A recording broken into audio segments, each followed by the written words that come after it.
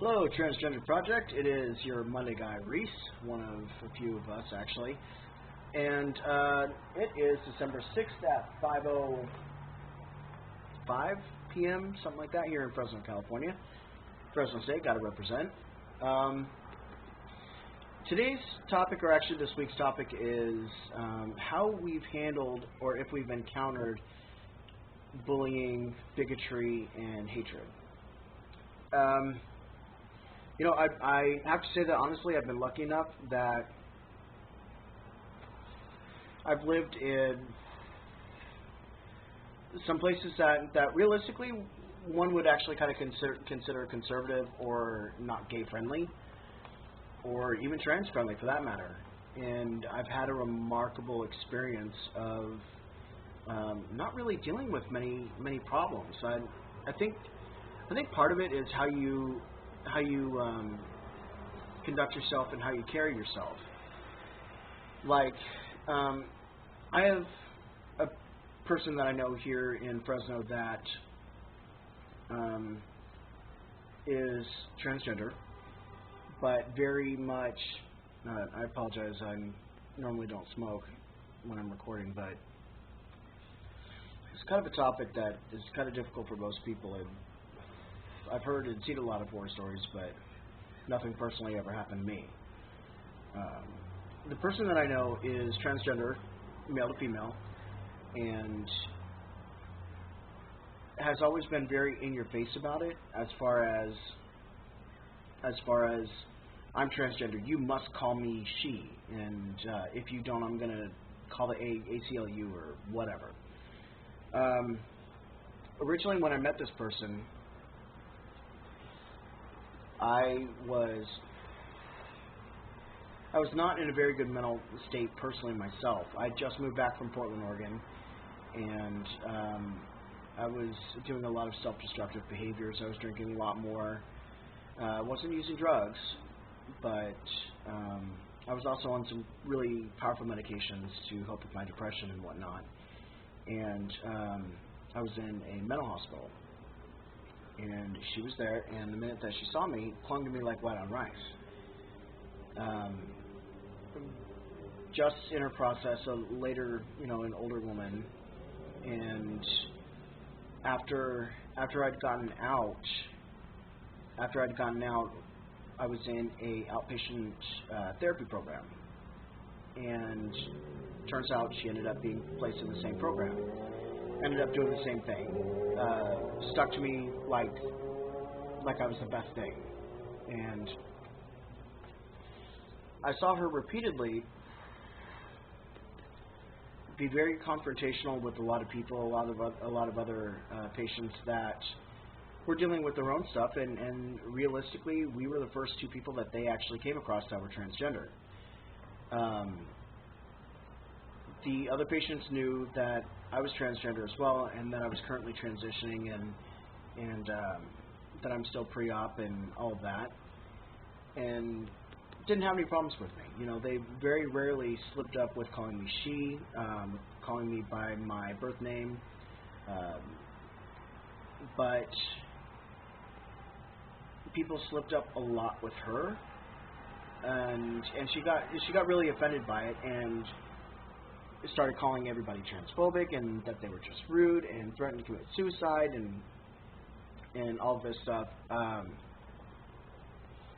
Now, don't get me wrong, I'm not making light of her threatening to commit suicide at all, because that's a very real thing. And on more than one occasion, I had told her that if she really feels that way, she needs to tell one of the other therapists, so that way they can correct the other patients and let them know what they're doing is not right.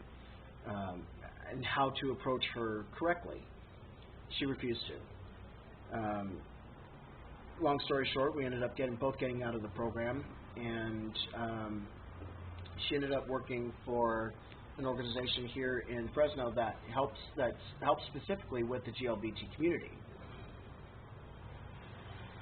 She turned around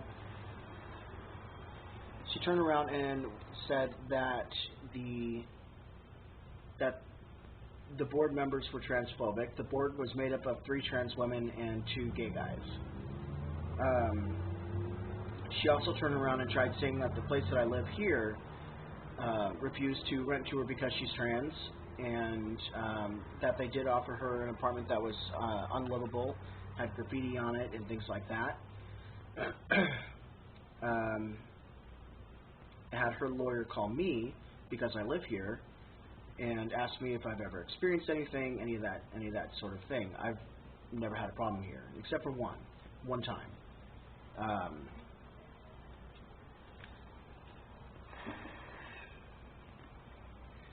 And then after that, her and I both went and ran for the Mr. and Ms. Trans Fresno titles through the Imperial Dove Court of Fresno, Madera. We both got our titles, and she went ahead and rode in the Pride Parade, and everything seemed fine.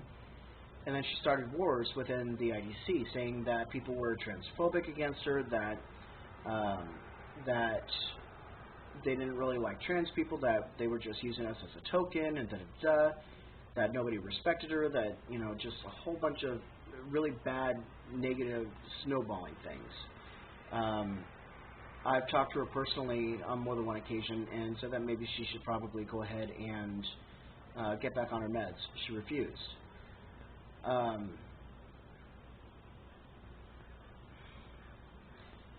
I've been with that organization going on 11 months now, almost 11 months. The 15th, it'll make 11 months.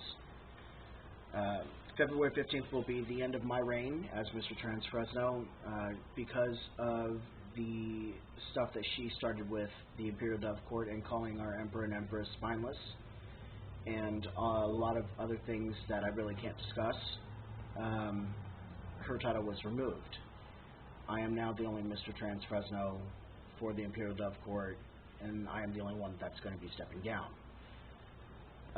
So that's kind of what I mean about being in your face. I've lived in Nashville, Tennessee, never had any problems. Nashville, of all places. I've lived in Houghton, Hancock, Michigan, which is there's two parts to Michigan, okay? Okay. Say that this is Michigan, okay? I lived way up here, at the top next to Canada. My town was maybe 10 miles long, okay? And maybe 15, okay? Everybody knew everybody. Everybody knew everybody's business. And everybody knew that I was gay. Everybody knew that I was transgender. You know, as far as what the definition of transgender is. I've never forced it on anybody. I've never said, you must call me Reese. You must call me this. You must do this. I've never done that. Because the reality is that as we transition, we have to remember that even though we're transitioning and it's a change for us, it's also a change for our friends and family. I have been very lucky that even in Nashville and in Michigan and here in Fresno and Florida and Portland, even at places that I've worked at, with my birth name still being the name on record, I've always been called Reese. I've always been referred to as male. I've never been disrespected. Anybody that has always been dealt with swiftly, not by me, but by management. Even as a security officer, and I've been a security officer since 1998, I've always been dealt with as a male, called by male pronouns, called by Reese, and all of those sort of things. So I think part of the whole hate thing is partially what people learn, but also I'm going to make this a two-part video because my phone only records 10 minutes at a time. Like I said, I think part of it is what people learn, and if they're not exposed to something, they don't know any better, and they're afraid to ask. Realistically, they're afraid to ask